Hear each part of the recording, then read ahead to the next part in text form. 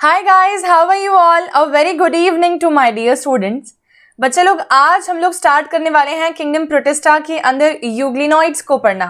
Last classes के अंदर हम लोगों ने प्रोटिस्टा के अंदर डाई एटम्स एंड डायनोफ्लेजेलेट्स डिस्कस कर लिए थे और उनके वन बाय वन कैरेक्टरिस्टिक्स को भी हम लोगों ने डिटेल में ऑलरेडी पढ़ लिया है। अब हम लोग आज स्टार्ट करते हैं यूग्लिनॉइड्स के बारे में जानेंगे कि वो रहते कहाँ हैं, होते कैसे हैं, how will they appear, how are they actually belonging to the protista, and how are they different from the diatoms and dinoflagellates. So these are some of the things which we are going to study in this particular euglenoids topic.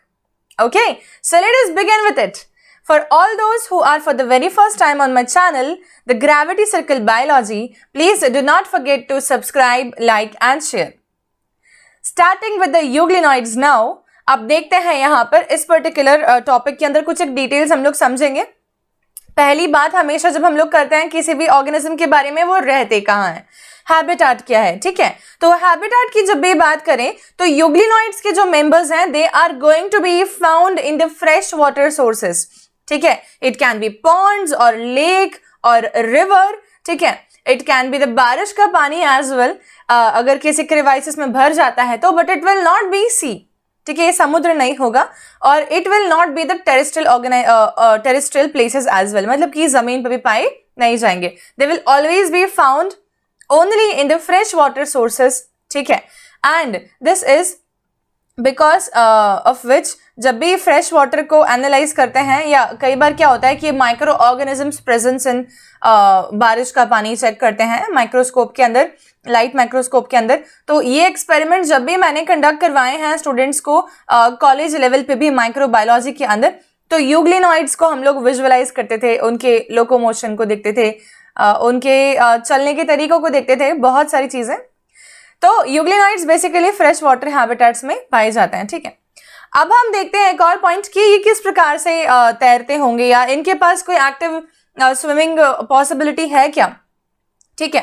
तो since we need to understand that these organisms are well supplied with the flagellum, that means इनके पास में flagella होता है, ठीक है। अब flagella कितने होते हैं, क्या एक होता है कि एक से ज्यादा होता है? तो इनके पास में फ्लेजेला होता है, और वो भी दो फ्लेजेला होते हैं, एक लॉन्ग फ्लेजेला होता है और एक शॉर्ट फ्लेजेला होता है, ठीक है, जो कि हम लोग अभी डायग्राम में देखेंगे आने वाले। अभी यहाँ देखो इस वाले ऑर्गेनिज्म को, इधर ये वाला जो आप लोगों को एक मैंने GIF फॉर्म दिख रहा है यहाँ पर, ठीक है। सो दिस वन, ये देखते हैं, ये एक यूग्लिना है, ठीक है। तो यूग्लिना तैर रहा है, पूरा तैरने की कोशिश कर रहा है, ये फ्लेजेला दिख रहा है इसकी मदद से, और एकदम से आके एक टकरा जाता है ऑर्गेनिज्म उसके साथ, और यूग्लिना को अपना पूरा मतलब इम्बैलेंस हो गया, उसको फिर से बैलेंस में आने की कोशिश करनी पड़ रही है, ठीक है। तब जब इस प्रकार से सिर्फ फ्लेजेला की मदद से ये चल रहा है या तैर रहा है, ठीक है, तो हमें ये बात भी समझनी है कि इसकी बॉडी को फ्लेक्सिबिलिटी भी थोड़ी सी मिलनी चाहिए, ठीक है। और यहाँ पर ये ऑर्गेनिजम्स जो हैं, they are actually little bit flexible also, that not only with the help of flagella but also they are able to contract their body, ठीक है, and then expand their body, and then contract their body and expand their body, and in such kind of manner also they are able to perform the locomotion.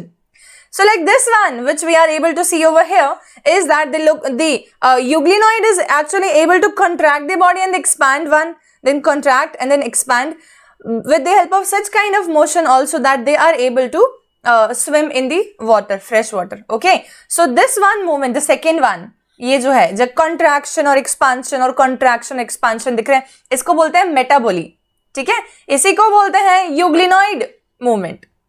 जैसे कि हम लोग amoeba के लिए amoeboid movement बोल देते हैं, वैसे यूग्लिना के लिए बोलेंगे यूग्लिनॉइड मूवमेंट, ठीक है। तो ये वाला और ये वाला, ये दो पॉसिबिलिटी इनके पास में स्विम करने की होती हैं एक्टिवली।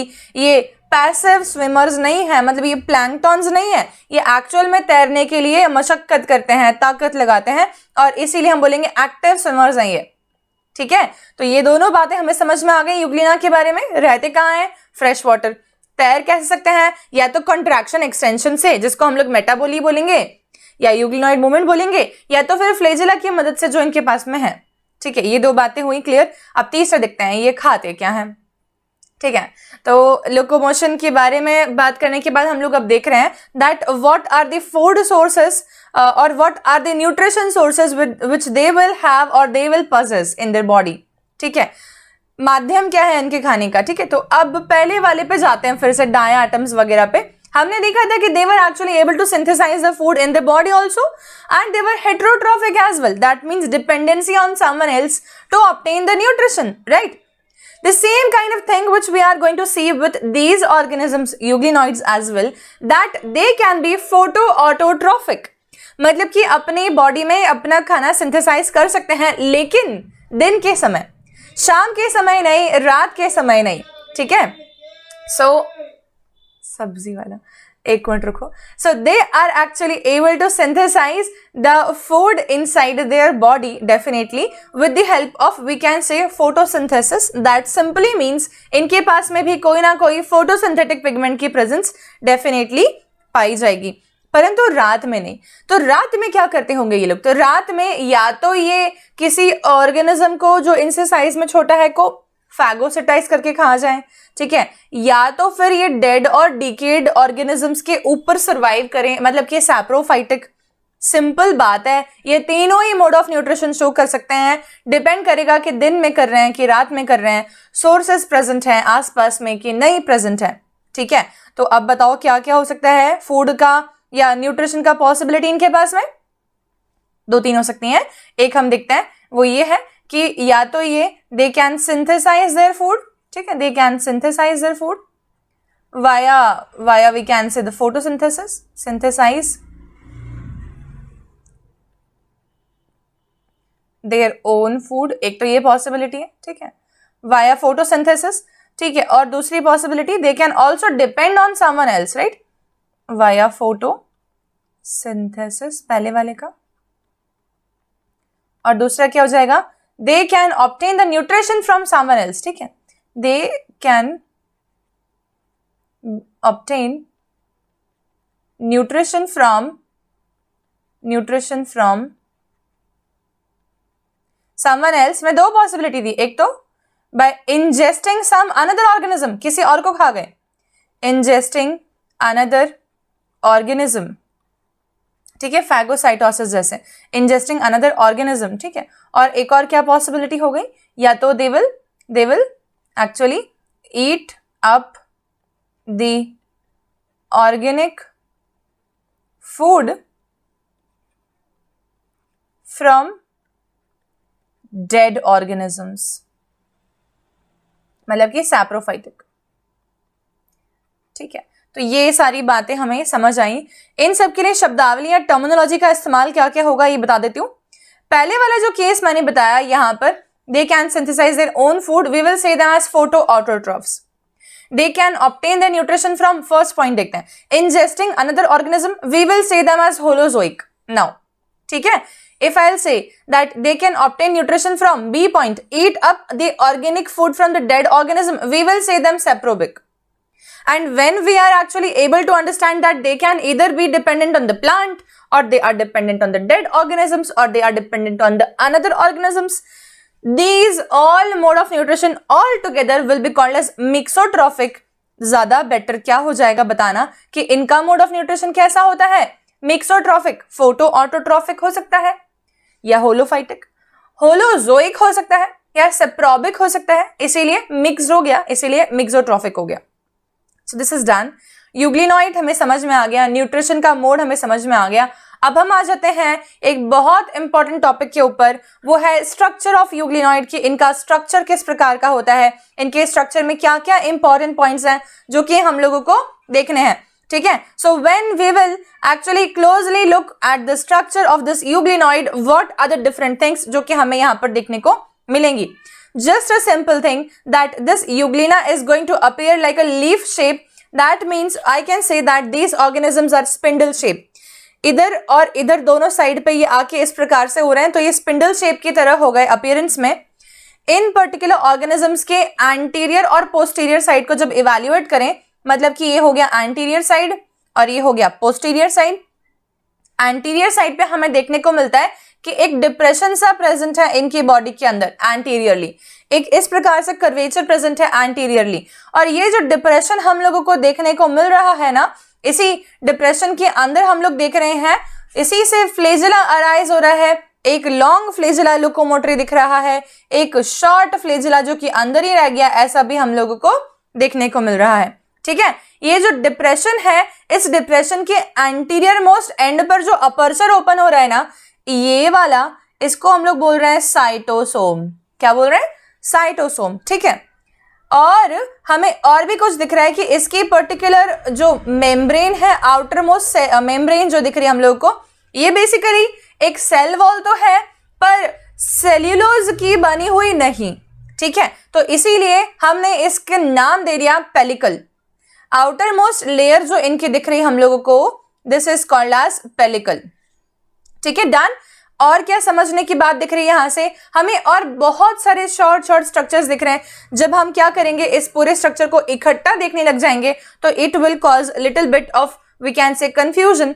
देयर बाय हमेशा इसके स्ट्रक्चर में क्या क्या इंपॉर्टेंट पॉइंट्स हैं, ये हम पॉइंट बाय पॉइंट समझ के और फिर इस स्ट्रक्चर पे आए तो ज्यादा बेटर होगा। ठीक है, तो हम फर्स्ट पॉइंट देखते हैं। फर्स्ट पॉइंट ये है कि यूग्लिना जो है वो एक सिंगल सेल का प्रोटिस्ट है जिससे कि फ्लेजिला अराइज होता है। इसके पास में सेल वॉल तो है पर वो सेल्यूलोज की बनी हुई नहीं है, इनफैक्ट वो किसी और सब्सटेंस की बनी हुई है और उसको हम लोग बोलते हैं पेलिकल। ठीक है, पेलिकल। ठीक है, अब पेलिकल किस चीज की बनी हुई है हम ये पहले समझेंगे। तो फर्स्ट पॉइंट हमने देखा, single celled with flagella with pellicle, these organisms are. The pellicle is made up of what all things now? We need to understand that. ठीक है, तो हम देखते हैं pellicle is basically going to be a fibroelastic lipid carbohydrate membrane. तीन चीजें हैं। ठीक है, फाइब्रोइलास्टिक प्रोटीन भी है इसमें, इसी के अंदर प्रेजेंट है कार्बोहाइड्रेट्स भी, और इसी के अंदर प्रेजेंट है लिपिड्स भी, और इस कारण से ये अच्छी खासी प्रोटेक्टिव तो हो गई है और ये अच्छी खासी फ्लेक्सिबिलिटी भी दे देगी क्योंकि कोई बहुत ज्यादा रिजिड सब्सटेंस इसमें नहीं है।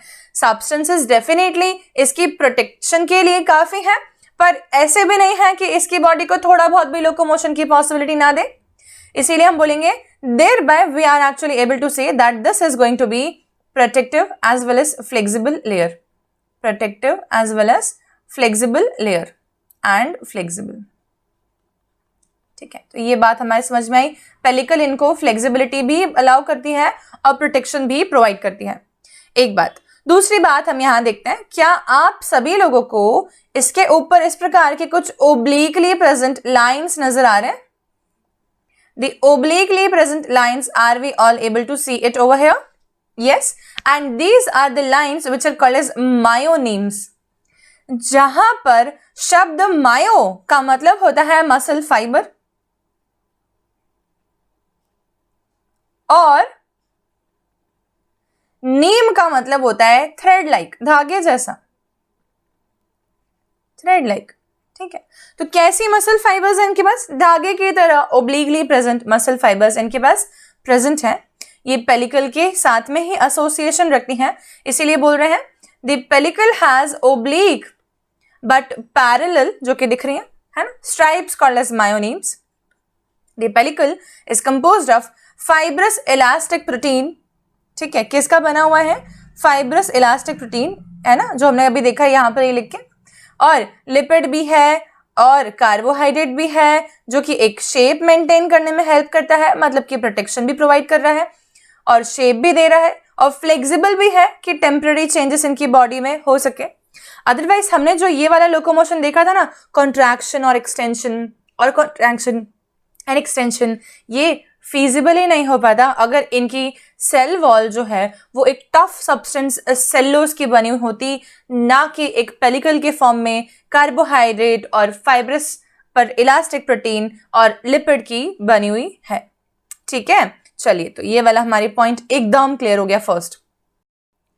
ठीक है, नेक्स्ट देखते हैं अब हम लोग यूग्लिनॉइड्स के फ्लेजिला के बारे में शॉर्ट डिटेल्स। अब यहाँ पर एक पॉइंट हमें कंसिडर करना पड़ेगा, वो ये है कि इनका एक लॉन्ग फ्लेजिला होता है जो कि हमें दिख रहा है और एक छोटो फ्लेजिला जो कि हम लोग को दिख नहीं रहा है, इसलिए मैं आप लोग को जूम करके दिखाने की ट्राई कर रही हूँ। यहाँ देखो, ये छोटू सा फ्लेजिला जो हम लोगों को दिख रहा है अंदर की तरफ ही रह गया, ये इस डिप्रेशन के अंदर ही रह गया, ये बाहर नहीं आया, और एक फ्लेजिला तो बाहर आ रहा है प्रॉपर्ली, ठीक है।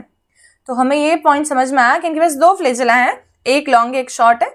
अब इनकी फ्लेजिला को एक पर्टिकुलर टाइप बोलते हैं हम लोग, और बोलते हैं टेंसिल टाइप के फ्लेजिला है।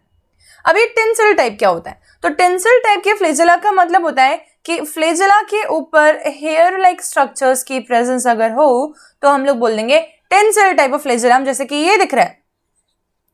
और अगर फ्लेजिला सिंपली ऐसे ही प्रेजेंट होता बिना किसी हेयर फाइबर की मतलब हम बोलेंगे हेयर फाइबर की प्रेजेंस नहीं शो करता, तो हम उसको टेंसिल टाइप फ्लेजिला नहीं बोलते, हम उसको सिंपली विप्लैश फ्लेजिला बोल देते हैं, विप्लैश, ठीक है। तो ये टेंसिल टाइप का फ्लेजिला इनके पास में प्रेजेंट है यूग्लिनॉइड्स के पास में, जो कि इनका एक इंपॉर्टेंट कैरेक्टरिस्टिक है, ठीक है। जो दोनों के दोनों फ्लेजिलाज हैं ये अराइज किससे होते हैं? तो हमें बोलना है ये दोनों के दोनों फ्लेजिलाज जो हैं ये अराइज होते हैं ब्लेफेरोप्लास्ट से, ठीक है। ब्लेफेरोप्लास्ट से अराइज होते हैं ये दोनों के दोनों फ्लेजिलाज, ठीक है। सेंट्रियोल लाइक हो गया ये एक तरीके से। ब्लेफेरोप्लास्ट जो है ये बेसल ग्रैन्यूल है और इसी को हम लोग बोलते हैं ब्लेफेरोप्लास्ट, और इसी से दोनों के दोनों फ्लेजिलाज जो है वो अराइज होते हैं, ठीक है। तो ये हमें समझ आ गया सेकेंड वाला पॉइंट। अब नेक्स्ट देखते हैं दैट इनके पास में एक इनवैजिनेशन है, जो कि मैंने आप लोगों को पहले ही बताया। देखो क्या होता है इनवैजिनेशन का मतलब, यहां देखते हैं, ठीक है। मानो कि ये कुछ ऐसा होता, ठीक है। तो अब मैंने बोला अब ये कैसा हो गया, ये ऐसा हो गया कि अंदर की तरफ मुड़ गया बेसिकली, मतलब कि ये वाले स्ट्रक्चर को मैं अगर अंदर की तरफ खींचूं तो ये कुछ ऐसा सा आ जाएगा, राइट। और ये डिप्रेशन जो बना है ना, हम इस प्रकार के अंदर के मुड़ने के कारण डिप्रेशन बनने को बोलते हैं इनवैजिनेशन होना, ठीक है। तो कोई चीज मेम्ब्रेन पहले ऐसे मान लो कि ऐसे इमेजिन करें, वो ही अंदर की तरफ मुड़ जाए अगर, तो हम बोलेंगे इनवैजिनेशन है। इस इनवैजिनेशन में हमको तीन भाग देखने को मिलते हैं एपिकल साइड पे, मतलब कि एंटीरियर साइड पे क्या क्या देखने को मिलता है? साइटोस्टोम, साइटोफेरिंक्स एंड वन रिजर्वायर, जिसका काम क्या होगा, ठीक है। तो अब देखो, जब मैंने पहले बताया आप लोगों को कि ये खाना खुद भी सिंथेसाइज कर सकते हैं और ये किसी और से न्यूट्रिशन डिराइव भी कर सकते हैं, दोनों ही पॉसिबिलिटी हम जानते हैं, राइट। लेकिन जब मैं बोल रही हूँ कि किसी और से न्यूट्रिशन डिराइव करते हैं, तब मान लेते हैं कि फूड जो है वो यहाँ कहीं आया, सपोज मान लो कोई और ऑर्गेनिज्म है जो यहाँ कहीं आया, मान लो, ठीक है। चलो अब मैंने कहा ये ऑर्गेनिज्म आया, ये ऑर्गेनिज्म जो है इसको ये लोग क्या करेंगे, गल्प इन करने की कोशिश करेंगे, फैगोसाइटाइज करने की। तो ये मान लो कि इस डिप्रेशन में आ गया, तब क्या करेंगे ये लोग, फैगोसाइटाइज कर लेंगे, इसको यहाँ से अंदर की तरफ ले लेंगे पॉकेट बना के, ठीक है। तो बेसिकली ये पोर्शन जो है साइटोस्टोम, साइटो मैंने पहले भी वर्ड रूट तोड़ने का हमेशा आप लोगों को एडवाइस दिया हुआ है। तो अगर मैं यहाँ देखती हूँ कि ये रहा, एक मिनट यार, ये रहा, साइटो का मतलब क्या होगा, सेल, और स्टोमा का मतलब क्या होगा, माउथ। ये क्या हो गया, ये इस छोटू से यूग्लिना सेल का माउथ हो गया साइटोस्टोम। साइटोफेरिंक्स उसका एक्सटेंडेड पोर्शन है, मतलब कि अंदर की तरफ, जो कि ये रहा। माउथ का एक्सटेंशन अंदर की तरफ क्या हो जाता है, हमारे पास में भी फेरिंग्स, वैसे उनके पास में भी क्या हो जाएगा, फेरिंग्स। और फिर तीसरा आ जाएगा रिजर्वायर, जहां पर ये उस खाने को स्टोर करके रख लेंगे, जो भी इन्होंने खाया है उससे डिराइव न्यूट्रिशन को वो लोग स्टोर करके रख लेंगे रिजर्वायर के अंदर। और रिजर्वायर हम लोगों को यहाँ ये दिख रहा है, ठीक है। तो हमें इस वाले स्लाइड से कितने पॉइंट समझ में आए, हमें समझ में आए दो पर्टिकुलर पॉइंट्स। पहला ये है कि फ्लेजिलास जो अराइज होते हैं उसमें एक लॉन्ग है एक शॉर्ट है। फ्लेजिला हेयरी अपीयरेंस वाला है, इसलिए टेंसिल टाइप ऑफ फ्लेजिला बोलेंगे। और फ्लेजिला बेसल ग्रैन्यूल से अराइज हुआ है, जिनको हम बोलते हैं ब्लेफेरोप्लास्ट सेल्स, ब्लेफेरोप्लास्ट, ठीक है। और यहाँ पर दूसरा पॉइंट हमें समझ में आया कि इनके एपिकल या एंटीरियर पोर्शन की तरफ मेम्ब्रेन का इनवैजिनेशन कुछ इस प्रकार से है कि एक कैविटी बन जाती है, उस कैविटी का एक माउथ होता है साइटोस्टोम, अंदर के पोर्शन को बोलते हैं साइटोफेरिंक्स, which leads into interior side where there is a reservoir present for the food storage. These all three things, that is cytostome, cytopharynx and reservoir, helps them in capturing the food, ठीक है, helps in ingestion of food, खाना खाने में मदद करते हैं, ठीक है। Okay, so this is done, this is well understood by all of you probably. Next we are going to see is this structure where I am trying to show you something which is not that tough as given in the earlier slide. Somewhere here it is a lot of labeling, right? and the students generally I have seen hesitate from studying the structures which have a lot of labelings in them. Thereby I have took a structure for all of you here, which is a simpler one, the simpler version, where we are able to see the things which I have mentioned you all. ठीक है, like here is a flagellum which is a long one, here is a short flagellum which we are able to see, here is something which is a red brown kind of structure called as eye spot. ठीक है, here is a contractile vacuole, there will be a food reservoir as well, there are some of the granules over here called as paramylum or paramylon granules, जो कि ये वाले दिख रहे हैं. ठीक है, ये वाले. There is a nucleus, there is a chloroplast where there will be photopigment stored definitely, and there is a pellicle layer which is actually the outer coat, we will say the non-cellulosic cell wall in them. ठीक है, so this is done. Next we are going to see is that what was that orange red eye spot, something which I have seen in the euglena right now. Here it's the real actual image of the euglena where we are able to see that it is actually appearing to be like orange red in color. Can anyone please tell me that are there pigments which we can say impart color? Definitely, right? Have you all ever heard about the carotenoids? सुना है ना सबने? Carotenoids हम लोग हमेशा अपने respect में बात करते हैं कि प्लांट से मिलते हैं. येलो ऑरेंज वाले प्लांट जैसे कि गाजर हो गया, पपीता हो गया, आम हो गया, मैंगो एटसेट्रा, इनसे मिलने वाले येलो ऑरेंज कलर के पिगमेंट को बोलते हैं carotenoids, which are going to help in the vision. आंखों के लिए अच्छे होते हैं, राइट? एक और पिगमेंट होता है जो कि किसी ना किसी क्रस्टेशियन के पास में पाया जाता है, लेकिन वो इसके पास में भी है. मतलब कि सिंपलर ऑर्गेनिजम्स, मतलब हम बोलेंगे यूग्लिना ऐसे सिंपलर ऑर्गेनिजम्स एक पिगमेंट की प्रेजेंस शो करते हैं जो कि रेड कलर का होता है, ऑरेंज कलर का होता है. उस पिगमेंट को हम लोग बोलते हैं एस्टाज़ैंथिन. एस्टाज़ैंथिन. आप लोग अगर कभी भी आई हेल्थ केयर प्रोडक्ट्स की सर्च करेंगे तो अभी मार्केटेड अवेलेबल बहुत सारे प्रोडक्ट्स होते हैं जो कि आंखों के लिए अच्छे माने जाते हैं, जिसमें कि काफ़ी सारे बेरीज भी आते हैं, बिलबेरी वगैरह. परंतु एस्टाज़ैंथिन एक ऐसा प्रोडक्ट है जो कि आपको जनरली आई केयर प्रोडक्ट्स में देखने को मिलेगा. This is derive from the crustaceans basically, क्योंकि क्रस्टेशियन मतलब कि क्रैब, प्रॉन, इनमें पाया जाता है, लेकिन यही पाया जाता है यूग्लिना के अंदर भी, और यही इनके लाइट को परसीव करने में हेल्प करता है कि अंधेरा है कि उजाला है. क्यों जरूरत पड़ती होगी इस बात की? उजाला है तो फोटोसिंथेसिस कर पाते हैं, और अंधेरा है तो इनको होलोजोइक मोड ऑफ न्यूट्रिशन या सैप्रोफाइटिक मोड ऑफ न्यूट्रिशन पे शिफ्ट होना पड़ता है. तो लाइट की प्रेजेंस इनके लिए मैटर करती है. ठीक है, the orange red eye spot which is also called as stigma, इसी को स्टिग्मा बोलते हैं, occurs to the attach to the membrane और रिजर्वायर. रिजर्वायर या मेम्ब्रेन पे अटैच मिलता है. इसमें एक रेड कलर का पिगमेंट होता है जिसको बोलते हैं एस्टाज़ैंथिन, जो कि क्रस्टेशियंस में भी पाया जाता है. ठीक है, this is something which we need to understand. इनके पास में पैराफ्लेजुलर बॉडी भी होती है जो कि हमें इस वाले डायग्राम में देखने को मिलेगी. यहाँ देखो, और स्टिग्मा, ये दोनों मिलके जो है इनके आंखें हैं. ठीक है, ये देखो, ये पैराफ्लेजुलर बॉडी दिख रहा है लिखा हुआ, ये पैराफ्लेजुलर बॉडी जो हमें दिख रहा है ना, इसके यहाँ पर देखो ये, और एक इनको हमें दिख रहा है आई स्पॉट. ठीक है, स्टिग्मा ये रहा यहाँ से. ठीक है, तो ये दोनों चीज़ें मिलकर इनकी आंखें बनाती हैं, मतलब कि इनके लिए विजन की कैपेबिलिटी प्रोवाइड करती हैं. देख नहीं सकते of course, perception of light और डार्क प्रेजेंस, इतना ही इनका देखना है. अंधेरा है कि उजाला है, बस हो गया. ठीक है, तो ये हो गया कंप्लीट, खत्म मामला. इसके थ्रू मालूम पड़ता है कि ऑर्गेनिज्म को अगर फोटोसिंथेसिस परफॉर्म करना है तो जहाँ जहाँ लाइट आ रही है ना, वो उधर तरफ भागेगा. कब? दिन में. ठीक है, तो ये वाला पॉइंट हमें समझना है. ये इनको मदद करते हैं उस डायरेक्शन में मूव करने के लिए जहाँ उजाला मिल रहा है, ताकि ये खाना बना सकें अपने लिए. Okay, this is done. Next एक और देखते हैं हम लोग, osmoregulatory something which is called as contractile vacuole which we are able to see over here. ठीक है, दिख रहा है सबको? ये देखो, कॉन्ट्रैक्टाइल वैक्यूल. ये सबसे प्रिमिटिव किडनी की तरह काम करने वाले मतलब स्ट्रक्चर्स में से एक मान लो, क्योंकि ये ऑस्मो रेगुलेशन का काम करते हैं. Balance of water inside the body को मेंटेन करना बहुत इंपॉर्टेंट है. अदरवाइज अगर नहीं मेंटेन हुआ ना तो ये बर्स्ट हो जाएंगे. ठीक है। तो क्या होता है, अगर एक्सेस में वाटर इनके पास में आ जाता है इस सेल के अंदर, तो एक कॉन्ट्रेक्टाइल वैक्यूल जो है ये कॉन्ट्रैक्ट कर करके उस एक्सेस ऑफ वाटर को इनके फूड रिजर्वायर के पास में भेज देता है। बंटवारा हो गया एक तरीके से, ताकि जो है इनका सेल ब्लास्ट ना हो जाए।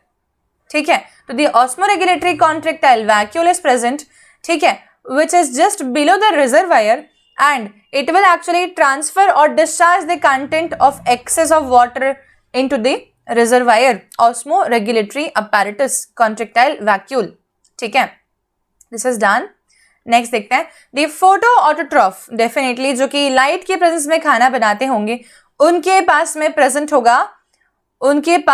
होगा क्लोरोप्लास्ट। ठीक है, क्लोरोप्लास्ट जिसके अंदर क्लोरोफिल ए और क्लोरोफिल बी जैसे पिगमेंट्स पाए जाते हैं ताकि वो फोटोसिंथेसिस परफॉर्म कर सकें। ठीक है, तो ये दिख रहा है हम लोगों को क्लोरोप्लास्ट, इसके पास में क्लोरोफिल ए और क्लोरोफिल बी प्रेजेंट होगा। ठीक है, मैं बहुत शॉर्ट में लिख रही हूँ। ओके, चलिए अब नेक्स्ट देखते हैं। A single large nucleus is present, definitely अंदरूनी साइड पर देखो हमें दिख रहा है ना, मेम्ब्रेन बाउंड भी है क्योंकि ये सब यूकैरियोट्स है। ये न्यूक्लियस हमें दिख रहा है और एक न्यूक्लियोलस भी प्रेजेंट है इनके पास में। ठीक है, so that is it, simple. Nucleus और न्यूक्लियोलस की प्रेजेंस भी हमको देखने को मिल रही है। This is done. नेक्स्ट हम देखते हैं अब क्या कि रिजर्व फूड मतलब कि खाना जो स्टोर करते हैं वो किस फॉर्म में स्टोर करते हैं। मैंने बताया इनके पास में एक रिजर्वायर होता है। ठीक है, तो ये खाने को किस फॉर्म में स्टोर करते हैं हमें ये समझना जरूरी है। ठीक है, तब जब एक्सेस ऑफ खाना इनके रिजर्वायर में आ जाता है, ठीक है, उसको भी ये फर्दर डिस्ट्रीब्यूट कर देते हैं कुछ पर्टिकुलर बॉडीज के अंदर, और उन बॉडीज को हम लोग बोल देते हैं पैरामाइलॉन बॉडीज, जो कि हम लोगों को यहां देखने को मिल रही हैं, ये वाले these structures, these are called as the paramylon bodies, they are also called as the paramylum bodies। ठीक है, अब देखो they store carbohydrates as paramylon और पैरामाइलम बॉडीज। ये क्या होता है, व्हाट इज पैरामाइलम? ठीक है, it is actually paramylon is a polymer of glucose. ठीक है, जैसे कि स्टार्च एक ग्लूकोज का पॉलीमर है, जैसे कि सेल्यूलोज एक ग्लूकोज का पॉलीमर है, जैसे कि ग्लाइकोजन एक ग्लूकोज का पॉलीमर है, वैसे ये पैरामाइलॉन भी एक ग्लूकोज का ही पॉलीमर है, पर ये आयोडीन के साथ में स्टेन शो नहीं करता है, मतलब कि डेफिनेटली हेलिकल स्ट्रक्चर नहीं होगा। ये कैसा स्ट्रक्चर होता है, इसके अंदर प्रेजेंट होता है beta linkage, beta 1,3 glycosidic bond, जिसके कारण से ये कोई स्टेनिंग शो नहीं करता है स्टार्च की तरह, क्योंकि स्टार्च के पास में होता है अल्फा बॉन्ड ना कि बीटा। ठीक है, अल्फा 1,4 ग्लाइकोसिडिक लिंकेज होती है और यहाँ पर अलग है, यहाँ पर बीटा 1,3 ग्लाइकोसिडिक लिंकेज इनके पास में प्रेजेंट है। ठीक है, तो पैरामाइलम के बारे में सिर्फ इतना ध्यान रखना कि ये साइटोप्लाज्म में पैरामाइलम बॉडीज स्प्रेड होती हैं, स्कैटर्ड होती हैं, और पैरामाइलम कार्बोहाइड्रेट है जो कि ग्लूकोज का पॉलीमर है, पर स्टार्च से डिफरेंट है, ग्लाइकोजन से डिफरेंट है, क्योंकि ये बीटा लिंकेज वाला पॉलीमर है और ये आयोडीन से स्टेन नहीं होता। This is done. This is a very important point कि paramylum is a storage product in which amongst these, which can be, the answer will be the euglenoid. ठीक है, this is done. Next is reproduction. Whenever we come on the reproduction portion, we need to understand that these are the organisms which do not show sexual reproduction.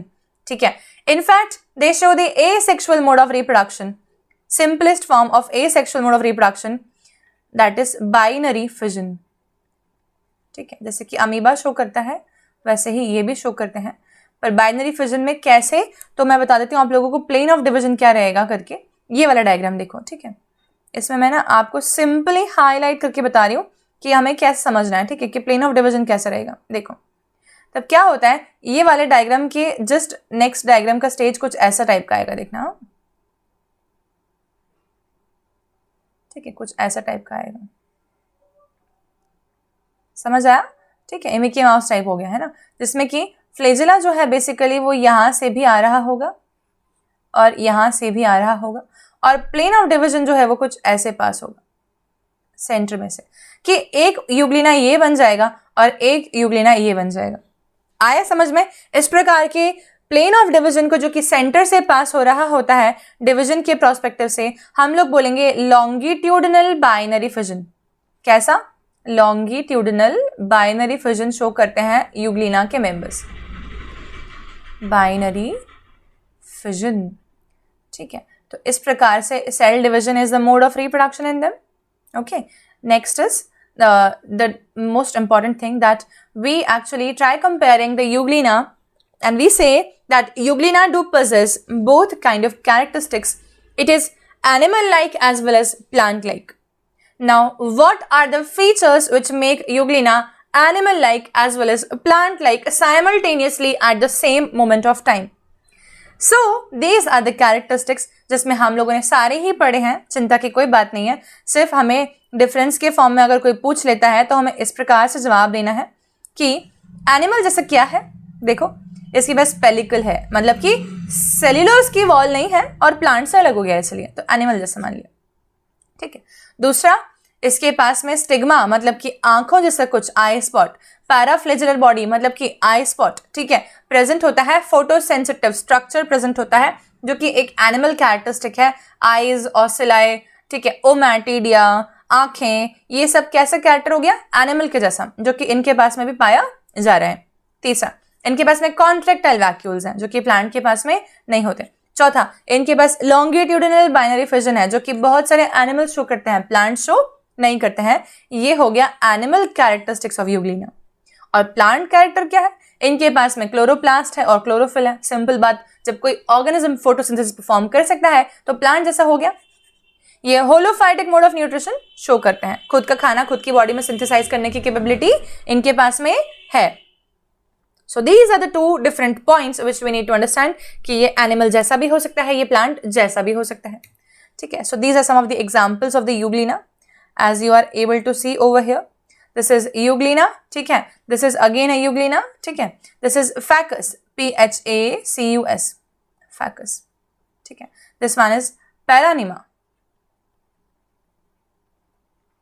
ये कुछ एक Euglena के examples हैं जो कि important हैं। ठीक है, हमें हालांकि इतना डिटेल एनसीईआरटी नहीं पूछती है, पर फिर भी फैकस, पैरानीमा और यूग्लिना अगर हम 3 एग्जाम्पल भी याद रखते हैं दैट विल बी सफिशिएंट। ठीक है, तो यूग्लिना हो गया एक हो गया हमारे पास में फैकस और एक हो गया हमारे पास में पैरानीमा। ठीक है, these are the examples of the euglenoids. ठीक है, so this is done according to the NCERT. Now we need to just do is one thing, that we need to highlight the points of the NCERT what we have studied right now. क्या हमने पूरा cover कर लिया है कि नहीं, है ना? एक्स्ट्रा तो पढ़ा ही डेफिनेटली, पर NCERT का एक भी पॉइंट नहीं छूटना चाहिए। देखो, ये फ्रेश वाटर में पाए जाते हैं, मालूम था, है ना? रुके हुए पानी में ज्यादा होते हैं। डेफिनेटली मैंने बारिश का पानी का एग्जांपल इसलिए दिया था आप लोगों को। ठीक है, जो कि रुका हुआ होता है, क्रेवाइसिस में भर जाता है। इनके पास सेल वॉल नहीं होती, किंतु इनके पास में एक प्रोटीन की रिच लेयर होती है, इसको पेलिकल बोलते हैं, जो कि इनकी बॉडी को फ्लेक्सिबिलिटी प्रोवाइड करती है। इनके पास एक फ्लेजिला होता है शॉर्ट, एक होता है लॉन्ग, 2 हो गए। ये फोटोसिंथेटिक है प्रेजेंस ऑफ सनलाइट में, लेकिन जब सनलाइट नहीं होती है तो ये हेट्रोट्रॉफ की तरह बिहेव करते हैं, दूसरे ऑर्गेनिज्म के ऊपर अटैक करते हैं, प्रेडेट करते हैं, होलोजोइक बिहेव करते हैं। Interestingly the pigments of euglenoids are identical to those present in the higher plants, chlorophyll a, chlorophyll b. ठीक है, thereby we need to understand that this organism is actually working like or behaving like a mixed kind of organism having the characteristics of the plants as well as the animals both. And this is a short summary for revision for all of you, which you just need to revise at once, one by one. Flagellum, ठीक है, एक flagellum होता है। Reservoir, definitely nutrient store करने के लिए होता है। Stigma, eye spot की तरह behave करता है। Chloroplast, इनके फोटोसिंथेसिस की पॉसिबिलिटी प्रोवाइड करता है क्योंकि इसके अंदर फोटोपिगमेंट्स प्रेजेंट होते हैं। Contractile vacuole, excess of water को रिजर्वायर में भेज देता है ताकि सेल रप्चर ना हो जाए, ब्लास्ट ना हो जाए। पेलिकल, एक स्टिफ मेम्ब्रेन जो कि प्रोटीन और कार्बोहाइड्रेट और लिपिड की बनी हुई है, जो कि इनके लोकोमोशन में हेल्प करती है जब ये क्रंचिंग अप करते हैं या रिगलिंग कर रहे होते हैं, ठीक है, वैसे मूवमेंट में। और न्यूक्लियस इनके पास में होता है जिसके अंदर न्यूक्लियोलस भी होता है और ये मेम्ब्रेन बाउंड स्ट्रक्चर होता है। So this is all about the euglena. In the next class, we will complete up this particular, we can say, kingdom Protista with the remaining 2 things. that is slime molds and the protozoans. ठीक है. So bye everybody. We'll meet in the very next class, and please do not forget to share the channel's link with all of your friends, and do not forget to like and subscribe my videos and subscribe my channel, so that I get some kind of motivation from all of these things. मुझे अच्छा लगता है कि तुम लोग पसंद कर रहे हो या like कर रहे हो lectures को, and it gives me motivation to make more and more such kind of informative educational videos over YouTube. Thank you so much everybody. We'll meet in the very next lecture now.